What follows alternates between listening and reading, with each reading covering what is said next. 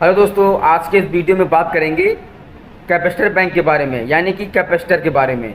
अगर मान लीजिए आप इंडस्ट्री में वर्क कर रहे हैं या फिर इंडस्ट्री में वर्क करने के लिए जाएंगे, तो अगर आप किसी भी कैपेसिटर पर काम कर रहे हैं, अगर सिंगल फेस का हो या फिर 3 फेस का हो, तो अगर गलती से आपने उसको छू लिया या फिर गलती से आपके बॉडी का कोई भी पार्ट टच हो गया, तो क्या आपको करंट लगेगा कि नहीं लगेगा। अगर सिंगल फेस की बात करें या फिर 3 फेस की बात करें, दोस्तों करंट आपको बिल्कुल लगेगा, इलेक्ट्रिक शॉक आपको बिल्कुल लगेगा, चाहे वो 3 फेस का हो चाहे सिंगल फेस का हो। अगर 3 फेस का होगा तो आपको इसमें 415 वोल्ट का झटका लगेगा, जो कि बहुत ज़्यादा होता है, यानी डबल फेस का हो जाता है। और अगर सिंगल फेस की बात करें, अगर कैपेसिटर कंटिन्यू रनिंग पर था, चाहे सिंगल फेस का हो चाहे 3 फेस का हो, अगर वो लोड पर है और अगर आपने उसको टच कर लिया गलती से भी, तो आपको झटका लग जाएगा।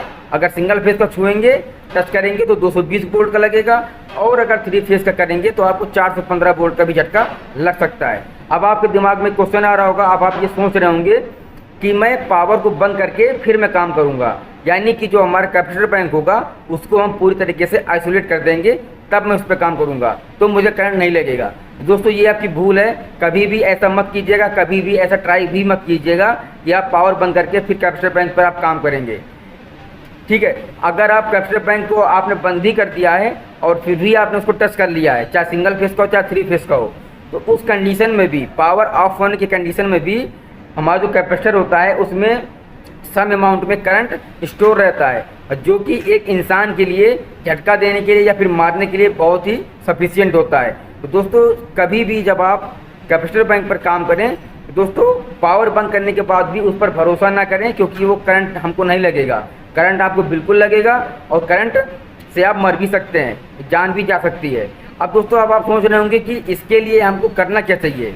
ठीक है दोस्तों, अगर आप इंडस्ट्री में वर्क कर रहे होंगे और या फिर करने जा रहे होंगे, तो आपको एपीएफसी पैनल मिलेगा, ऑटोमेटिक पावर फैक्टर करेक्शन। दोस्तों एपीएफसी पैनल में क्या होता है कि इसमें 3 फेस के कैपेसिटर लगे होते हैं, जिसको हम पावर कैपेसिटर भी बोलते हैं। ठीक है, 3 फेस के कैपेसिटर लगे होते हैं। अब जो पावर कैपेसिटर होते हैं वो इंडस्ट्री में ही यूज़ किए जाते हैं, ताकि जो हमारा पावर फैक्टर होता है वो मेंटेन रहे, हमारा पावर फैक्टर कभी भी कम ना हो, क्योंकि अगर कम होगा तो उससे लॉसेज बढ़ जाएंगे। अगर आप मुझे कमेंट करेंगे तो मैं आपको अगले वीडियो में बताने की कोशिश करूँगा कि लीडिंग पावर फैक्टर और लैगिंग पावर फैक्टर में क्या अंतर होता है और फ़ायदा किस में होता है, नुकसान किस में होता है। अगर आप कमेंट करेंगे तो मैं इस पर ज़रूर वीडियो बनाऊँगा। अब दोस्तों कभी भी आप एपीएफसी पैनल पर काम करेंगे, किसी भी कैपेसिटर बैंक को अगर आप चेक करेंगे, तो आप उसका मेंटेनेंस अगर आपको करना हुआ तो आप जाहिर सी बात है आप पावर कैपेसिटर को ऑफ कर देंगे, तब आप उस पर काम करेंगे। लेकिन आपने गलती से भी कैपेसिटर बैंक को ऑफ करके फिर आपने उसको टच किया, तो भी आपको झटका लग जाएगा और जान भी जा सकती है।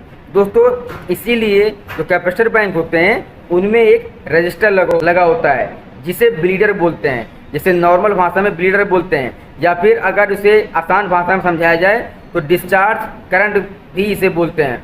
यानी कि जब हम किसी भी कैपेसिटर बैंक में मेंटेनेंस करेंगे, उसका चेक करेंगे, कैपेसिटर बैंक हमारा ख़राब हो गया कि नहीं ख़राब हो गया, उसका मेंटेनेंस करेंगे, तो पावर ऑफ करने के बाद भी उसमें कुछ सम अमाउंट में करंट स्टोर रहता है, तो अगर आप उसको टच करेंगे तो भी करंट लग जाएगा। तो दोस्तों क्या होता है कि जो कैपेसिटर बैंक होता है इसमें किसी कैपेसिटर बैंक में बाहर ही लगा होता है और किसी कैपेसिटर बैंक में अंदर लगा होता है, यानी कि अंडर होता है।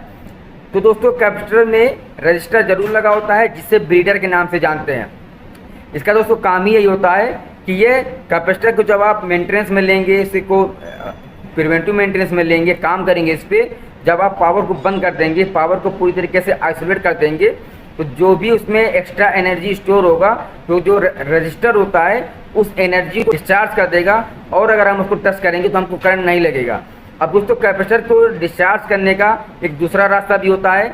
जैसे हम नॉर्मल कैपेसिटर को डिस्चार्ज करते हैं, चार्ज करने के बाद उसको आपस में टच कर देते हैं तो वो डिस्चार्ज हो जाता है, इसी तरीके से भी हम पावर कैपेसिटर को भी कर सकते हैं। इसमें दोस्तों क्या होता है, आपको कम से कम 6 स्क्वायर mm का एक केबल लेना है और उसको दोनों एक लकड़ी में या फिर किसी में आपको बांध लेना है, और बारी बारी से कॉन्ट्रैक्टर में आपको अगर शॉर्ट करेंगे तो अगर कैपेसिटर बैंक हमारा चार्ज होगा तो वो डिस्चार्ज हो जाएगा।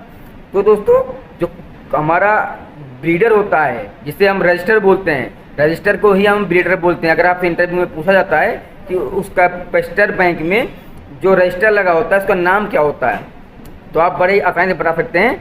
इसका नाम होता है ब्लीडर।